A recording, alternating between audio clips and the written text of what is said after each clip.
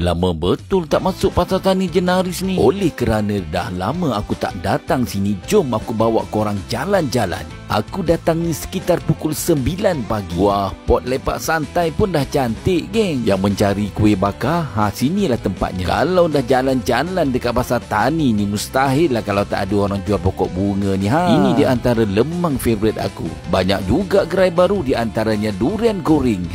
Kalau nak mencuba, bolehlah datang sini. Aku dah pening ni, geng. Tak tahu nak beli apa sarapan pagi ni. Tengok dessert ni pun sedap, tengok roti canai pun sedap. Kalau korang nak perkena mihun sup power, sini tempatnya.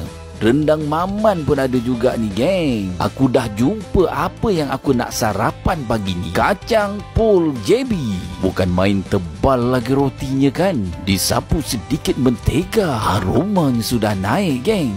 Gila, setiap kacang pol ni terletak pada kuahnya. Ini harga-harganya korang boleh bajet sendiri. Kebetulan masa aku datang ni dia tengah masak yang baru. Memang dapat yang panas-panas lah. Aku ambil ni set yang biasa dengan harga RM6 sahaja. Settle aja bayar, jom kita balik. Tak sabar aku nak makan ni. Roti yang dibakar sempurna, kuahnya yang pekat. Untuk suapan pertama, masuk aja ke dalam mulut. Roti rangup di luar, lembut di dalam. Boleh datang sini setiap hari Sabtu, Pasar Tani Jenaris Kajang. Boleh